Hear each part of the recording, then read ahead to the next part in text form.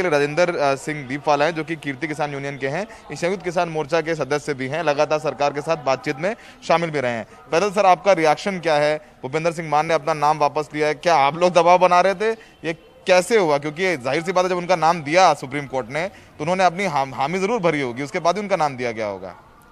देखिए, भूपेंद्र सिंह मान एक समय पंजाब के बहुत बड़े किसान नेता थे, लेकिन जब उन्होंने अपने पॉलिटिकल इंटरेस्ट के लिए अपनी पोजीशन का पर्सनल यूज़ इस्तेमाल करना शुरू किया तो उसके बाद उनकी इमेज ख़त्म हो गई। तो आज जब ये न्यूज़ आ रही है कि उन्होंने कमेटी से नाम वापस ले लिया, तो एक न्यूज़ हम आपको दे रहे हैं कि पहले उनकी ऑर्गेनाइजेशन ने निकाला है। आज पहले उनको ऑर्गेनाइजेशन ने निकाला उन्हें, और उसके बाद वो कमेटी से उन्होंने अपना नाम जो है वो वापस ले लिया है। ये भूपेंद्र सिंह मान वही लोग हैं। जब आज से 3-4 महीने पहले पंजाब में कैप्टन अमरिंदर सिंह ने पंजाब के सभी किसान संगठनों की बैठक बुलाई थी पंजाब भवन में चंडीगढ़, तो उसमें जब जी हमने उनके सामने ये प्रपोजल रखी थी, आपको असेंबली में इन लॉज के खिलाफ रेजोल्यूशन लाना चाहिए, रोकना चाहिए पंजाब में इनको लागू होने से। तो उस बैठक में भी भूपेंद्र सिंह मान थे। तब हमने कहा था कैप्टन अमरिंदर से कि आपसे बात तब शुरू होगी जब आप इन्हें बैठक से उठाएंगे। तो भूपेंद्र सिंह मान को हम तब भी बैठक में हमने नहीं बैठने दिया था।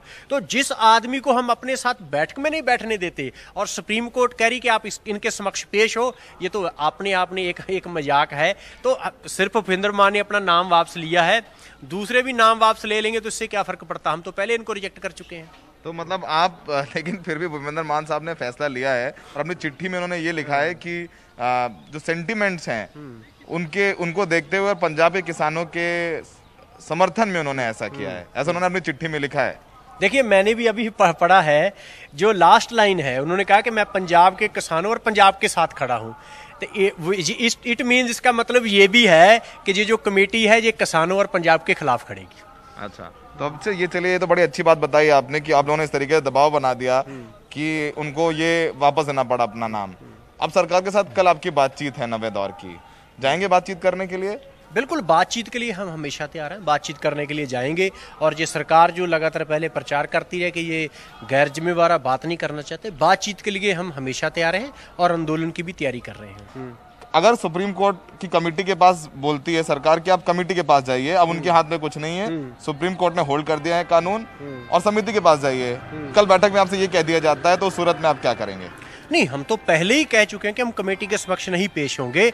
अगर सरकार भी बात नहीं करना चाहेगी तो उसकी इच्छा, उसकी मर्जी, हम आंदोलन करेंगे और आंदोलन के द्वारा ही इस लड़ाई को जीतेंगे। राजेंद्र जी, चूंकि आप एक बड़ी संगठन के प्रतिनिधित्व करते हैं, सरकार से बातचीत में भी जाते रहे हैं, ये बताइए कि भूपेंद्र सिंह मान का इस्तीफा दे देना कमेटी से, इसके किसान आंदोलन को में क्या मायने होंगे? किस तरीके से देखते हैं इस बात को लेकर के?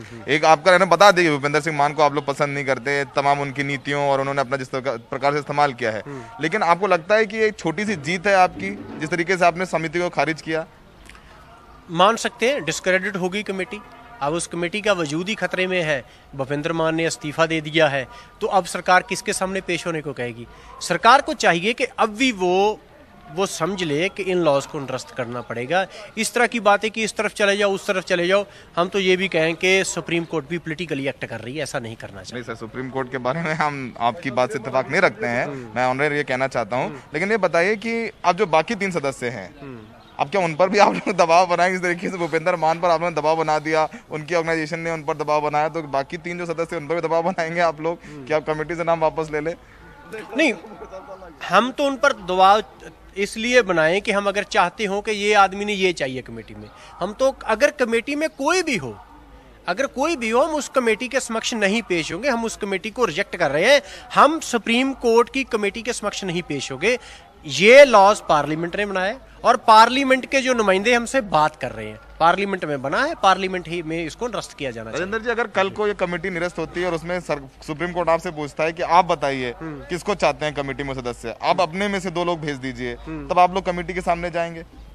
नहीं, अगर उन्होंने पूछना है कि आप कमेटी के लिए आदमी दे दिए, तो हम ये बोल देंगे कि कमेटी में अगर आप आदमी चाहते हो तो उसने जो बात कहनी अभी बोल देते। मान लीजिए कमेटी में जाकर भी हमारा आदमी यही कहेगा ना, हमारी साथी यही कहेंगे लॉ निरस्त करो, तो हम पहले बोल देते। कमेटी बनाने की क्या जरूरत है? हमारी बात सुन लीजिए। तो ये देखिए, आपने सुना ताबिश इनको राजेंद्र जी हैं, बड़े नेता हैं, सब सरकार के साथ बातचीत के लिए जाते हैं, मीटिंग्स में यही बैठते हैं। मुझे सौरभ इनसे एक सवाल पूछना था, जीत है चूंकि ये गरम दल के जी अभिषेक जी हाँ जो आपके गरम दल साथ वाले हैं, गरम दल के नेता गरम दल वाले हैं। तो मेरा ये हाँ जी मेरा इनसे एक सवाल है कि क्या दुनिया में कोई भी चीज जो है वो बातचीत से हल हो सकती है? एक ऐसी पोजीशन ही क्यों ली गई है कि जी जैसा कि इन लोगों ने भी बोला था, आपने भी सुना है कि कानूनों को हम इतना खोखला कर दें, सरकार खुद ही मान जाए कि जी हम खुद ही आपके कहने पर खोखला कर देते हैं, लेकिन हमारी साख भी बन जाए, क्योंकि पार्लियामेंट का एक सिस्टम है, उसकी साख भी बचानी है और आप सरकार को डिस्क्रेडिट भी नहीं होगी और आपका भी काम हो जाएगा। तो ये तो बीच का रास्ता ये भी चुन सकते हैं गरम दल के नेता। बिल्कुल, देखिए अभिषेक का सवाल है स्टूडियो से, क्योंकि आप गरम दल के नेता हैं और हम जानते हुए राजेंद्र जी कि सुप्रीम कोर्ट ने कमेटी बना दी है, तो कानून आप लोग इस बात पर क्यों अड़े हुए कानून ही निरस्त कर दिए जाएं? संशोधन करने को तैयार है, आप कह रहे हैं कानून इतने खोखले कर दिए जाएं कि उनका मतलब ना रहे, तो ठीक है, बीच का रास्ता निकल जाएगा, संशोधन करवा लीजिए, और संशोधन कराने वो करा लीजिए कमेटी में जाकर के। अगर आप इस बात पे अड़े रहेंगे तो ना सरकार डिस्क्रेडिट होगी ना आप डिस्क्रेडिट होंगे, क्योंकि कहीं ना कहीं एक तबका तो आपको डिस्क्रेडिट कर रहा है ना, आप ये कह रहे हैं तो सुप्रीम कोर्ट की भी नहीं मान रहे। नहीं, देखिए, सरकार डिस्क्रेडिट होने से क्यों बचना चाहती है? सरकार तो लोगों की है ना, लोगों ने चुना है, लोगों की इच्छा है। अगर वो कहते हैं कि 90%, उनके लीडर कह रहे हैं कि आप 90% लॉ को अमेंडमेंट करा लीजिए, 10% का उन्होंने क्या करना है? वो 10% क्यों रखना चाहते हैं? उसका एक ही कारण है कि उन्होंने स्टेट्स के राइट्स में इंक्रोचमेंट किया है, वो आगे से रास्ता खुला रखना चाहते हैं। कृषि के बारे में सेंट्रल गवर्नमेंट लॉ नहीं बना सकती, तो हम उनका ये रास्ता बंद करना चाहते हैं, इसलिए निरस्त करना चाहते हैं। राजेंद्र जी, फिर आप बीच का रास्ता नहीं चाहते हैं? हाँ, बोल दीजिए। नहीं, कोई, मैं तो बोलता कि जो भी बीच का रास्ता बोलेगा यहाँ पर लोग उसको बीच में से काट देंगे। लोगों को ये मंजूर नहीं, ना किसी किसान संगठन को मंजूरी। ये गर्म दल या नरम दल। अभिषेक पूछ रहे हैं जी, अभिषेक बोले जी। मेरा ये सवाल है कि मैं इत्तेफाक नहीं रखता हूँ, क्योंकि उनको भी पता है, वो आपके साथ जो नेता हैं उनको पता है कि कृषि जो है समवर्ती सूची का हिस्सा है।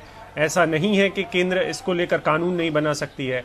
तो जब कॉन्करेंट लिस्ट है, उसका संविधान में अपनी तरीके से एक महत्व है, उसकी इज्जत तो करनी पड़ेगी। बिल्कुल देखिए अभिषेक का बड़ा वाजिब सा सवाल है कि ये जो कानून बनाए गए हैं, आप लोग भले ही कुछ भी कहें, लेकिन कृषि है वो स्टेट सब्जेक्ट के अलावा कॉन्करेंट लिस्ट में भी है, समवर्ती सूची में भी है, और जो कानून बनाए गए हैं वो एक पूरे संवैधानिक तरीके से बनाए गए, तो उसका सम्मान तो करना चाहिए। नहीं, एग्रीकल्चर कॉन्करेंट लिस्ट में नहीं है।